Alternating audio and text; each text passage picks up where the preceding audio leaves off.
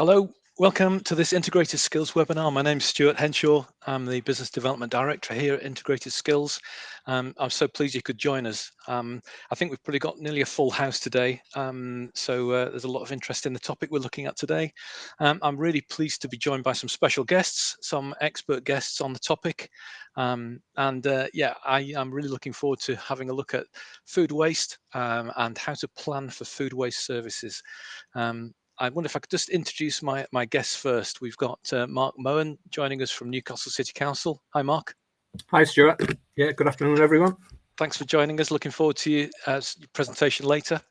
We've also got two of my colleagues, Andy Clues, who's our Client Services Director from Integrated Skills. Hi, thanks, Stuart. Hi, everyone. And James Baker, who's one of our senior consultants at Integrated Skills. A little bit of housekeeping before we start here. Let me just start with a few slides about what we're up to and what we're expecting to be doing over the next few weeks. First, a bit of background on Integrated Skills. I know that there's many of you who are already clients of Integrated Skills, but just for those of you who've never heard of us before, maybe heard of the software RouteSmart, but not heard of Integrated Skills, well, a little bit of background to give you some sort of idea and context as to who we are as a company. As I say, we have over 100 UK local authority clients who either are using software that we've provided or we're providing professional services to. And RouteSmart is the route optimization software that we provide. I'm doing some research fairly recently and noted that 8 out of 10 of the major UK cities actually are using RouteSmart as their preferred route optimization software. We work across the UK, as you can see there, highlighted. I think we cover 36% at the moment and growing, 36% of the UK for our waste and street cleansing and local authority routing. But we have a full coverage for some major national utilities, and we work across the range of services in waste, streets, winter maintenance, gully cleaning, etc. And we have a number of clients, 1,000 devices a day out in cabs, a number of clients using Navigator and Fusion, our in-cab and back office, and Smart Suite, which we're not going to talk about today, but just thought I'd give a quick nod to that, is our next generation in-cab solution, which is now live with our first clients, and you'll be hearing more about that in the future. A little bit of background to what I'm doing and what we're doing as a company. I don't know how many of you will be seeing down in London at the National Food Waste Conference in London, but that actually promises to be quite an interesting event to fill in some of the gaps on what we know so far about food waste and its rollout. If you're in anywhere near Cardiff on the 13th of March, I'll be at the CIWM Resource Conference there at the Sophia Gardens Cricket Ground. Our next webinar, for those of you who are interested, is going to be a RouteSmart Masterclass. We ran our first RouteSmart Refresher last year, and actually it was very popular. So we're actually rerunning that. That's going to be on Thursday the 21st. My colleague James Baker and Josh Wedden will be presenting that. And on the 8th of May, I'll be up in Scotland exhibiting at LARAC with our products. Today, I'm just going to set out how this event's going to happen. We're going to hear from Mark Mohan from Newcastle, who's going to talk a bit about his experience. And the theme today, from our point of view, is how to plan and how to prepare for food waste services. And that's very much our theme. And in some ways, you know, we're playing a home match here because this is what we do most of the time. We work, and we've already worked for many authorities, helping them to prepare for food waste services, designing their food waste routes. So kind of we're playing a bit at home. And so we wanted the chat today to be pretty informal. So we're going to have our own conversation and hopefully involve you in that through some Q&A. I'm going to say just a few opening remarks and then hand over to Mark, who's got a presentation for us on what he's doing in Newcastle. And then we'd like to open it up for Q&A. So, I mean, sooner than usual, we'd like to get your questions. I've got some questions for the panel, and we'd like to mix your questions with my questions on how to prepare for food waste services. So please join in as soon as you can. I mean, start anytime you want, really, and we'll pick those up after Mark's done his presentation. So yeah, thanks very much for joining us. Yeah, we're looking forward to this. It feels like it's going to be a very interesting and helpful seminar from my point of view, and I think there's going to be a lot of information that's useful to you. An opportunity for a pun was never going to be missed by me, I've got to say. So my first slide here is food for thought. I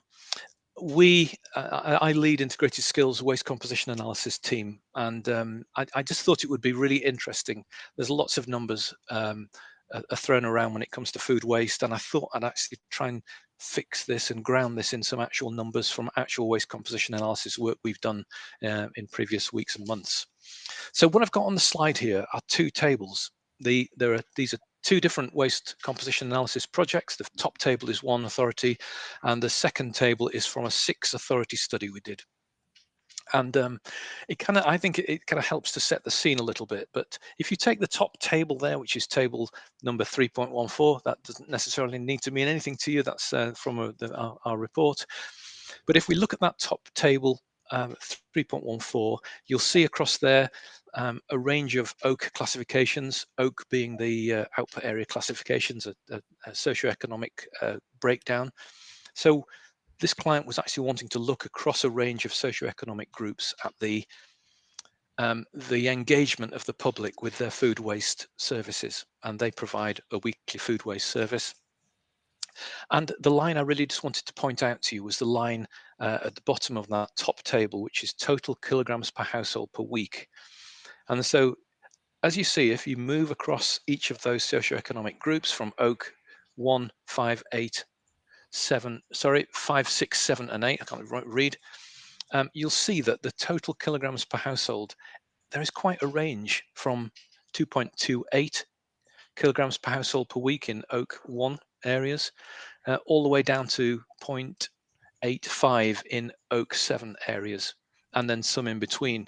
So I think the first point that I wanted to get over is this is really a kind of an unknown quantity that we're dealing with trying to devise routes for food waste, because depending on which sort of area you live in, you're going to have a different response to the requirement for a food waste service. You're either going to use it or you're not going to use it, depending on who you are and your kind of circumstances in life. So that was the first point I wanted to make. The second point I wanted to make is that if you averaged all of those across the line there, so across all of those OAK classifications, you get an average figure of 1.63 kilograms per household, which is kind of a figure that we're going to come back to later, but sits within our 1.5 to 2 kilograms per household range. So just sort of to cement that in a little bit of factual data. The second thing I just wanted to pick up from this top table is this whole idea of avoidable and unavoidable food waste. You'll see there that the top two lines are about avoidable food waste. So edible food, so food that was actually thrown out that was really kind of over portioned, if you like. People had too much put on their plate. And the second one, which is perhaps the most difficult to kind of stomach, if you don't mind my second pun, which is the unopened food. We find a significant amount of unopened food in our waste composition analysis. Okay, we can talk about that perhaps another time, about the rights and wrongs and what we do about that, but that really is a kind of campaigning issue. Both of those lines, which look at avoidable food waste, are lines that actually we would hope, and from those of you involved in your comms and education on food waste, I think the potential there is actually to ultimately get rid of that avoidable food waste. So you're kind of reducing the amount of food waste that you can expect to be presented. I'm just trying to show the multi-dynamics of this food waste issue that we're dealing with today. That's my first table. My second table I just wanted to draw your attention to. This was a piece of work we did very recently for 6 local authorities. Now, just to put this in context, those 6 local authorities are nearby authorities, and they all have a weekly food waste service and have had that for a number of years, and it's well established. Now, we were commissioned to just look at residual waste within this study, and just within the residual waste we found 37.24%, so 37% of the residual waste by weight was actually food waste, which for me seems a phenomenal amount of material. If we look at, again, going back to the conversation earlier on about what's avoidable and what's unavoidable, if we were just to tally all of the avoidable food waste, again, that was within this residual sample, and again, across, it's a fairly robust figure across 6 authorities, 23% of the total residual waste generated in the sample within the black bins, the grey bins, if you like, 23% by weight is avoidable. So again, making the same point about above, the table above, you would imagine and we would hope that actually, the comms, the waste minimization campaigning, we would be able to have some sort of reduction on that amount of avoidable food waste that's in the residual stream. So yeah, I'm just throwing those in to kind of give you a bit of a flavour for some of the numbers, but also the fact that this is a really changeable situation that we're in. Right, it's really an opportunity just to have a quick word from Andy and James before I ask Mark to do his presentation. I wonder, Andy, if I could just turn to you first and ask you about your kind of immediate thoughts or early thoughts on this whole issue of food waste. What's going through your thoughts on this? Yeah, thanks, Stuart. And really, my first thoughts build on what you've just been talking about with these tonnage values, these kilograms per household values. Data is going to be so important when it comes to planning these services. So my advice to anyone looking at planning for food waste is think about your data, what you're going to need, make sure it's robust. And I suppose in a thinly veiled promotion of RootSmart, also think about what tools you're going to use to do that planning as well. Thanks, Andy. James, your initial thoughts, if you don't mind.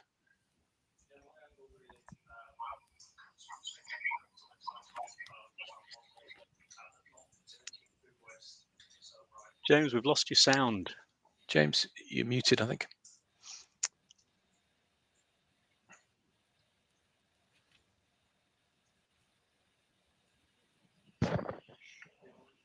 No.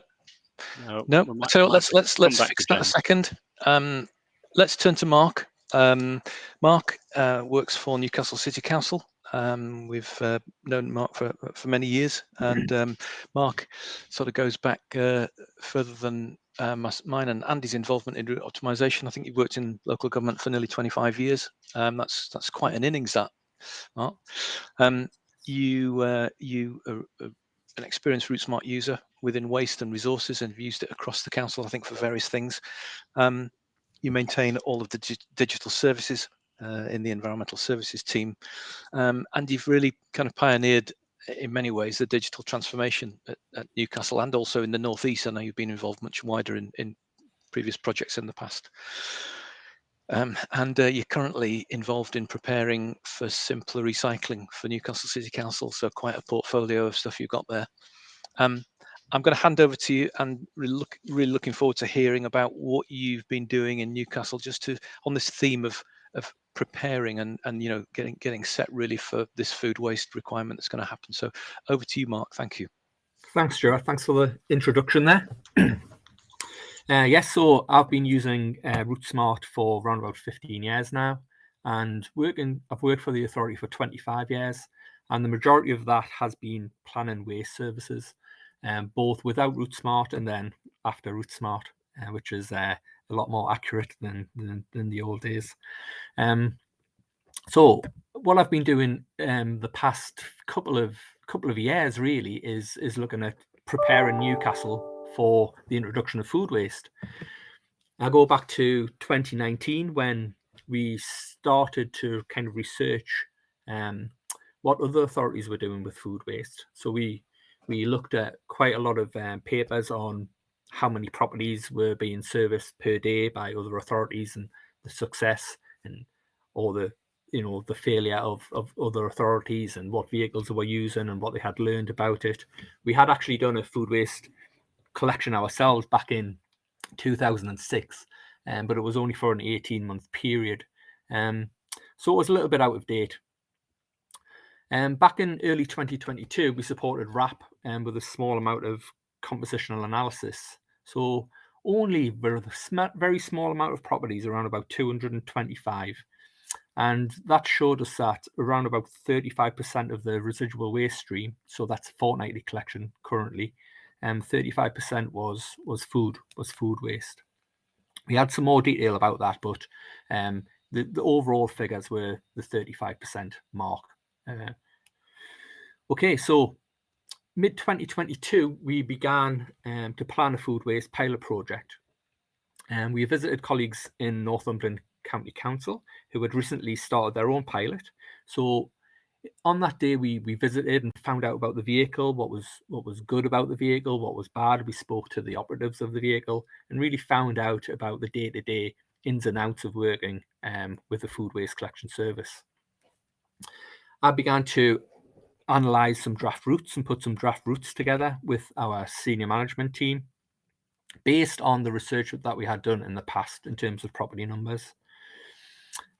By mid-2023, we were ready to begin the project, but we were waiting for approval for funding because our grant had not came through from government. That has now came through in January 2024. So we're proceeding with the project, and we hope to introduce our pilot rounds after the May elections, so May or June time. We hope to start on the ground. Okay, so after the research, we really think there's some important considerations. We use RCVs currently for our collections. It's fortnightly for both residual and recycling services. So from very early on, we thought our food waste service has to be separate. We don't have any curbside sort vehicles or pods or anything like that. So it really will be a dedicated frontline service of food waste vehicles. Do we require driver 1+2? Obviously, this impacts on the cost of the services. We're a very urban authority, so we decided to start the pilot with a driver +2. We need to learn really about the collection service times in our locality. And, the population and the properties are mainly two-sided collections, and it's quite densely populated. So the driver +2 is the way we're going to go initially with our pilot routes.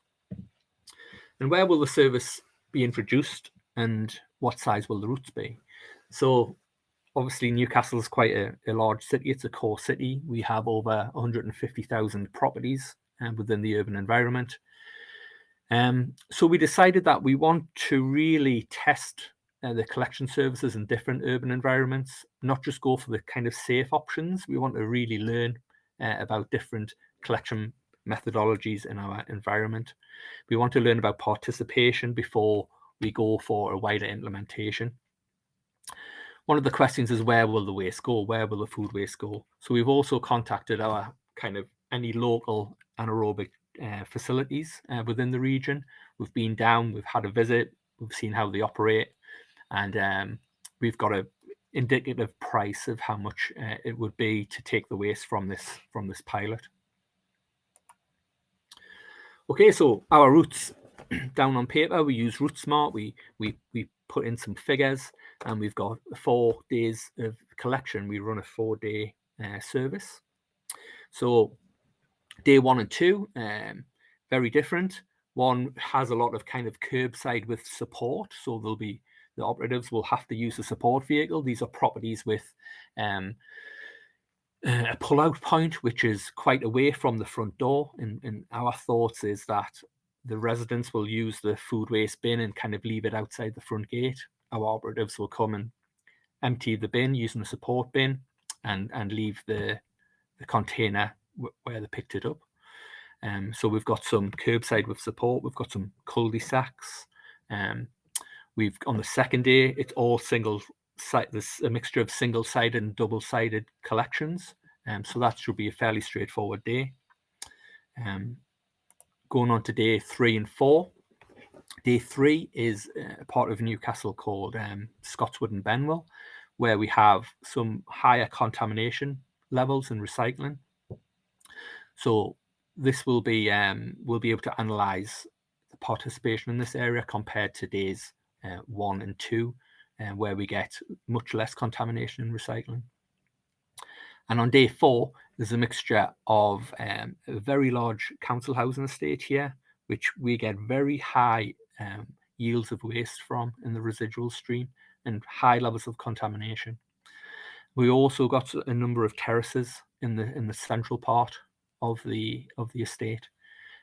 So that'll be a good test, because in Newcastle we have around about 14 to 15,000 properties which are terraces. So we're going to test that type of property within that day. So overall, we're going to implement round about just over 5,000 total properties. Average is around about just over 1,300 properties per day. And our routing stats show that these should be very safe on implementation. We can expand them if we want in the future, but we can't afford to fail on implementation. And initially, I've gone through several several options of initial routes. And at the beginning, we had around about 2,000 properties per day. But steadily, with meetings with senior management, we've steadily brought that down for a number of reasons, which I'll go into in a moment. So all routes are quite close together, and they're close to kind of the main roads out of Newcastle, because we'll be taking this waste to a place called Wardley Biogas, which is actually was actually out of our network in Route Smart, so we had to build in some extra roads to get our vehicles there. It's around about 30 minutes on paper to get to the facility, but it could take longer. So we originally modelled the 1,800 to 2,000 property count, but we thought it was safer to kind of grow the routes rather than fail on implementation. So we've got a good selection of properties, and we're going to learn about participation trends within those different socioeconomic areas. Okay, so we're ready to route. We've built the network there. Wardley, you can see with the scale of the map, is over the Tyne, and around about 30 minutes away. We're ready to start, and I have done actually. I've put in different times per bin, different tonnages, different participation rates, and all the stats show that these first routes are going to be very safe. We've expanded the network to include Wardley Biogas, so think about that. Is your ITN coverage large enough for your routes and your vehicles to travel? And one thing we really had to consider was in Newcastle, we're about to refurbish the Tyne Bridge, and this is going to be a 4-year project, with the potential for lots of delays on all crossings on the river. So with our vehicle going across the river, there could be potential for delays there. Now, the Tyne Bridge is currently used by around about 70,000 vehicles per day. So we envisage there's going to be some delays crossing the Tyne. So again, we didn't want to have that impacting on the routes. So we've actually considered that, and we want to service each day with one trip to the facility. Okay. So after the initial routes, what I'm doing now, and actually I've been working on this week, we're looking at more detailed analysis of each route. We're looking at where the kind of collection locations will be different from other services. On our wheel bins, obviously the resident brings the bin out to the curbside and we collect it. This service will be different in a lot of ways, as our operatives with a support bin will actually be visiting the properties rather than the residents bringing the bins to the curbside. We're asking questions such as, are there any flats within the routes? I think on our initial rollout, we're not going to include the high-rise flats. There's only a couple within these routes. We're going to revisit that after the initial rollout. And because we think we'll have to review every single bin store from within the flats. We're going to have to think about the fitting locations because it might be different from the main bin stores. We're going to do this after the main delivery because we think it's going to potentially be a lot of work in the urban environment. We've had questions about the businesses within the routes, and obviously we're going to have to provide some sort of food waste collection to businesses by March 2025.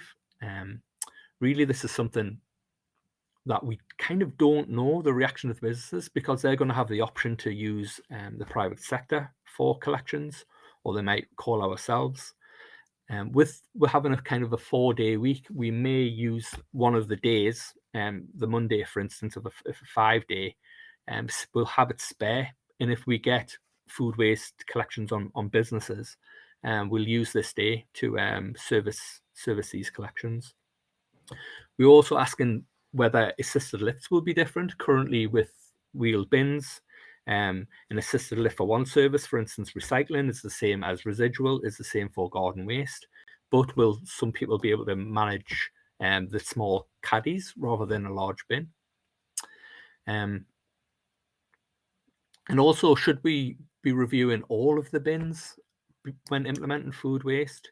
Because we know that some people have multiple residual bins or larger 360 litre bins, which they may not need once we introduce food waste. And another important fact is, before we add another service and add another 12 vehicles and 80 routes or something like that, do we need to look at the current services, and do they require any work and analysis and tidying up before we add any more routes into the equation? And also consider whether the collection day for the food waste service will be the same as the other services. We think that it probably should be, so it's a very straightforward service for the customer. Put your food waste out with your residual bin and or your recycling bin on the same day. But we may have to adjust things depending on the analysis of the implementation. And also, we've not required any major changes in our residual and recycling routes for a number of years, but there are a few things which need to be fixed in terms of balancing the routes and some areas of new build. So I would really recommend fixing these now before we add another service. So we want to start the pilot after the local elections in May 2024, and we're on course to do that. Okay, so bins, caddies and vehicles, all the important things. We've sampled several bins and caddies, and we're just about to place an order. And we've researched the food caddy bags and the cost of these, and we'll also be supplying these with the pilot. We have an 11-ton vehicle with an approximate capacity of 5 ton. So we've sourced the vehicle, and hopefully that'll be being delivered in Newcastle sometime in May. One thing we need to really consider is a depot redesign, because when we go and roll out to a full fleet of waste vehicles, maybe an extra 12 to 14 extra vehicles, the current depot design won't be big enough. We run our whole fleet now from one depot in the city, so we'll have to do some redesign there to really fit all of these vehicles in. And we're also thinking about how we measure participation on the rounds. There's no, with wheel bins, we're measuring each bin as it's emptied, as the bin is emptied on the back of the vehicle. Obviously, with these bins, there'll be a support bin, and there'll be a bucket at the back of the vehicle where operatives can empty the containers into. So there's no real kind of log of how many participants are using the service. So we're thinking about using a GPS data logger, a wearable bit of tech, whereby when an operative empties a food waste caddy, he simply presses a button which vibrates, which tells us that a food waste caddy has been serviced. So we're just in the early stages of testing some of this out. Okay, well, that covers where we are at the moment. Thanks for listening, and we'll have a chat and take on any questions. Thanks, Mark. Yeah, really appreciate that. Lots of food for thought. I'm just going to just pop back to this slide. I notice your final point about participation, but I'm just picking up from Jane. Interesting comment, Jane, and thanks everyone for your comments and Q&A already. It's already getting quite active in there, so, and there's some great questions that I'm going to come back to. But Jane, you're talking about you only want to see unavoidable food waste, which I totally agree with. From my earlier slides, there's a lot of avoidable food waste in there that really should be removed as quickly as we can get it out. But you're talking about looking at KPIs based on participation and not tonnage, which is a kind of an interesting perspective.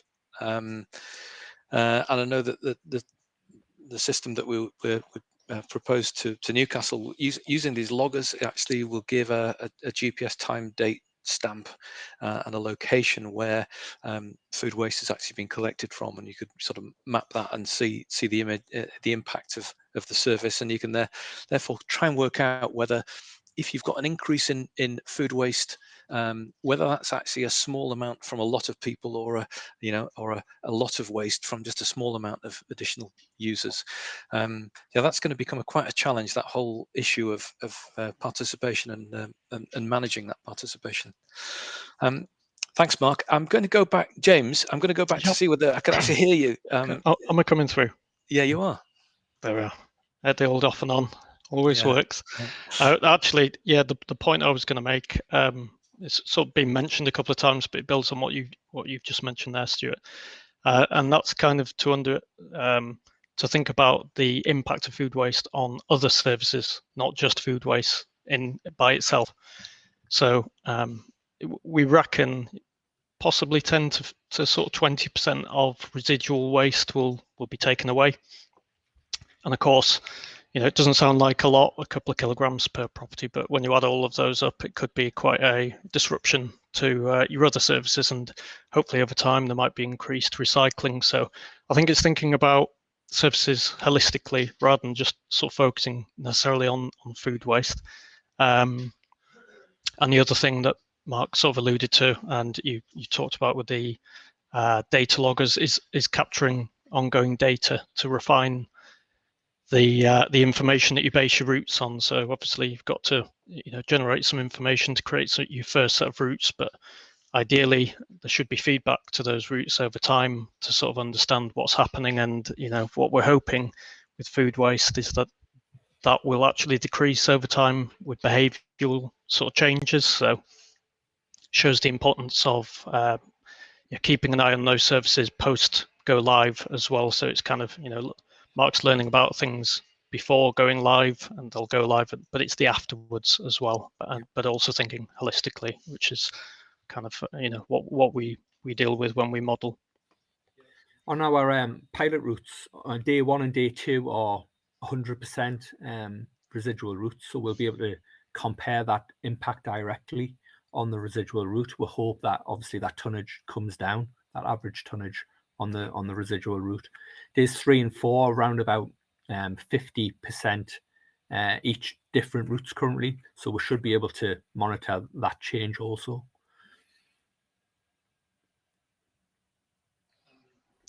Stuart, I think you're muted. Sorry.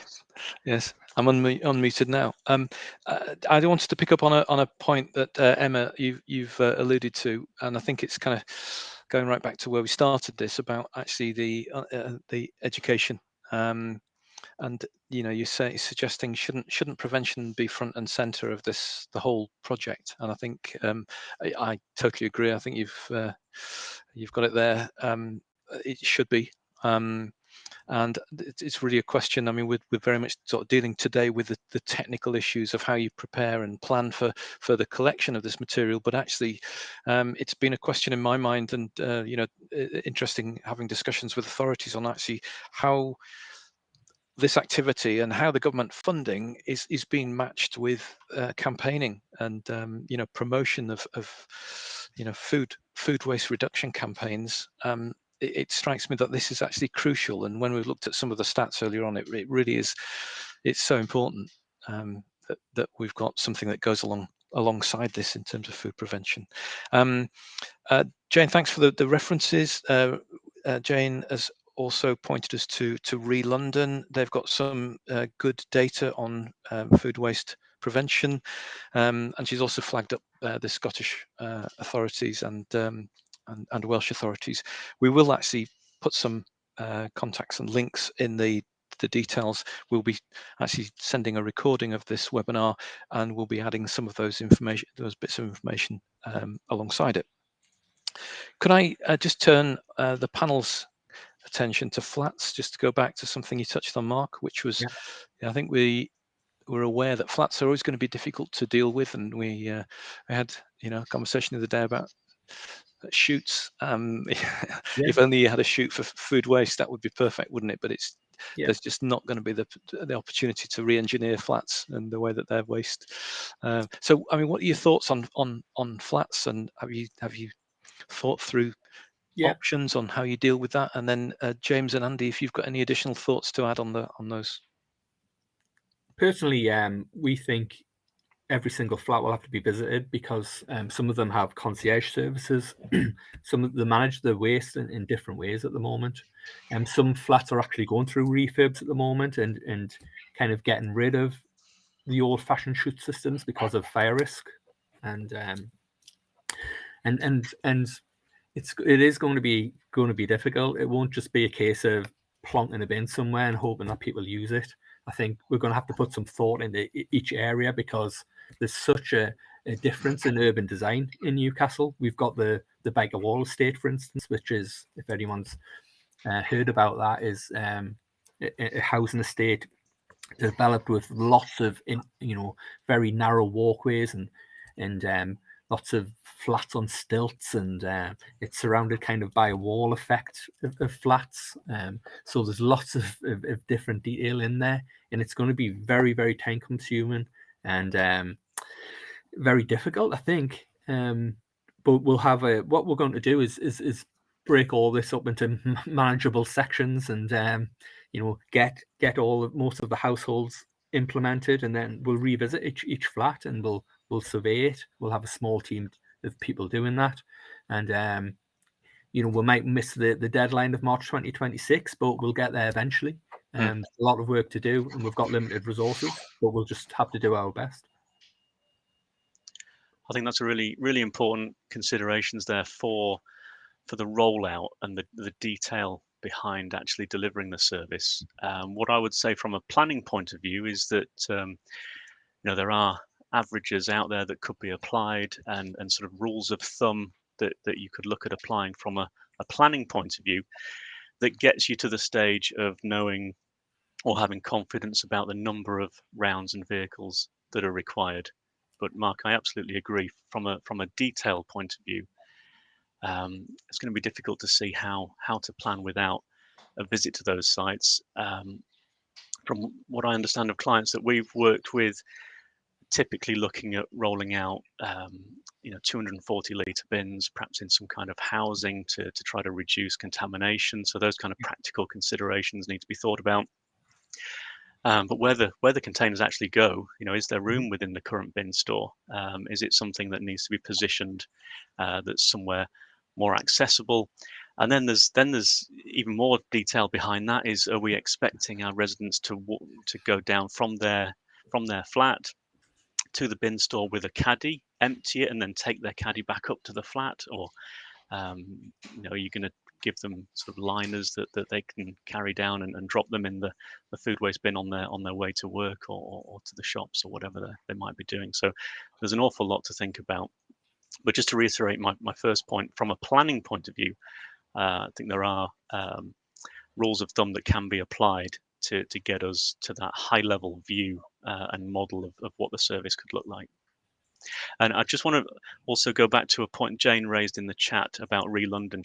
I think she was posting about some good resources on that whole question about how to provide storage and collections from tower blocks. So I think there's some good information out there from those who have already been down this road.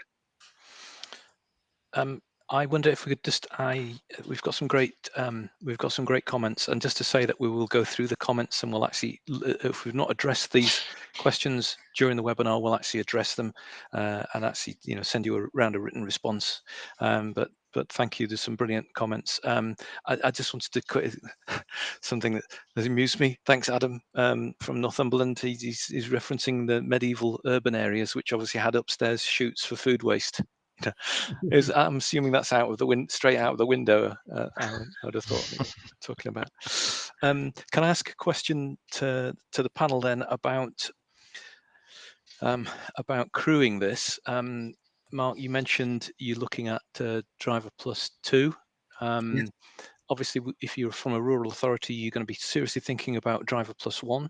The question in my mind was actually, what about the areas that are kind of between the urban and rural areas, and how do you actually make a decision on how you're going to service those? You're either going to over-resource them or under-resource them. And Andy and James, have you got any thoughts on that? Yeah, well, I suppose from a modelling perspective, you could evaluate both. Use in RouteSmart, we could put in some parameters to evaluate, what would that look like, just a Driver Plus 1 or Driver Plus 2, and arm yourself with the information required to make the decision, really. So yeah, I mean, we've kind of talked about the practicalities of actually collecting food waste in urban versus rural, but generally speaking, I think we're kind of landing on making common sense to use Driver Plus 2 in urban areas to really sort of make the use of the vehicles, obviously, that everyone's having to buy. So yeah, Thanks, and James. perhaps it might lend itself to Driver Plus 1 elsewhere. Yeah, I think initially we'll go with Driver 2, but when we roll out throughout the whole of the city, there will be areas where we only need Driver Plus 1, because realistically the participation will probably be very low in some areas. Mm-hmm. Yeah, but we'll be analysing the data that we get from the vehicles as we roll out further. Yeah, I think, again, thinking about this from a planning point of view, if you're operating with only a driver and one, does that mean that loader has to zigzag along a street to pull caddies from either side of the road? And if you're using a support bin, does that mean you're also pushing a support bin, 120 litre support bin or whatever it might be, 140 litre support bin, along with you, crisscrossing the road? So there's a health and safety element to think about there. If you go down the road of, okay, we're only going to stay on one side, we have to drive each road in both directions, that obviously adds a significant time to the rounds. We're doing quite a bit of work on food waste modelling at the moment, and there are some kind of rules of thumb that are coming out of all of that modelling. And it's, as we've already touched on, it's very much that urban versus rural split. There's the grey area that you referred to, Stuart, where you've got that mixed urban-rural, and that's where the modelling that James referred to really comes into play, to say, look, what is the impact? Because if you go for a Driver Plus 1 approach, but it means you need an extra couple of vehicles in your fleet, you then have to think about how economically advantageous is it to add the extra vehicles to your fleet, where do you park them, or add the extra loaders to your rounds to ensure you're getting maximum usage of them. Yeah. And on vehicles, I wanted to ask you a question, Mark, if you don't mind, about you've gone for an 11-ton vehicle. Yeah. And what was the thinking behind that? It was just really for the extra capacity, because we really wanted to be safe with the vehicle, and the dimensions of it compared to the 7.5-ton vehicle, and there wasn't much difference. We may end up with a fleet with a mixture of different vehicle sizes, but for this trial where we're traveling a considerable distance to tip off, it won't be like that when we introduce the full service. But for this trial with the Tyne Bridge refurbishment, etc., We really wanted to be safe on that one trip to the tip.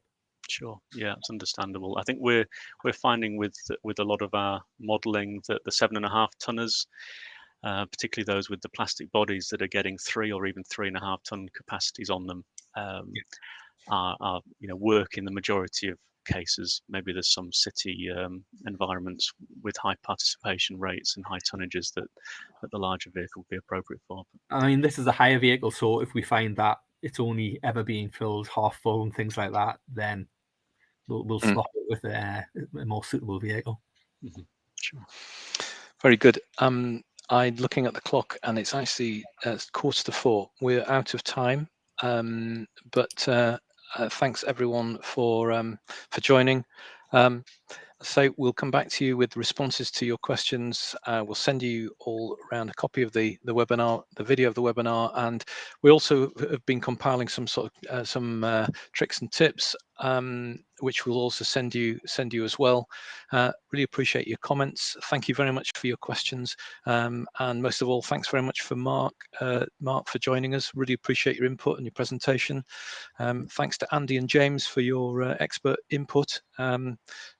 I've really enjoyed myself today, and I hope those of you who've been joining us have enjoyed it too. Hope it's been useful. And we will see you all, no doubt, sometime soon in the future. Thanks very much, everyone. Bye-bye. Thank you.